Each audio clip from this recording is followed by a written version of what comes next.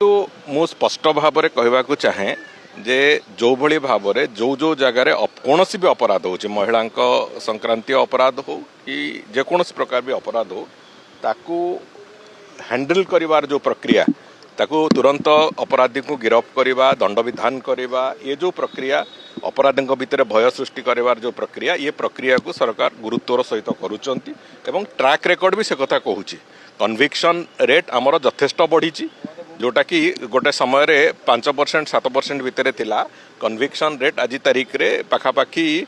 40% रु ऊर्ध्व conviction rate आज तारीख रे होती तेणुक से दृष्टिकोण को हो कि जेकोसी कारण हो ताको आमे पूरापूरी भाव में सिस्टम को तार पूरा नियंत्रण भितर को आने को पूरा प्रचेषित अच्छु एवं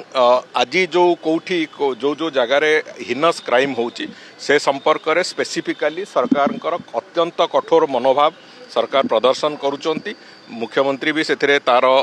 पूरा status day to day report नवा पर्यंत भी से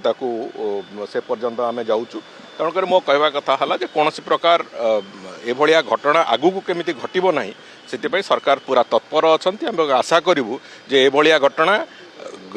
जमी घटब ना सी तो गोटे दिग एवं जो मैंने ये क्रिमिनालाइजेशन करुँच क्रिमिनाल एक्टिविटी सहित संपृक्त अच्छा सी प्रोफेशनल क्रिमिनाल हूँ कि ओकेजनाल क्रिमिनाल हूँ प्रति आमर आभिमुख्य संपूर्ण रूपे कठोर रहिबो एवं से तार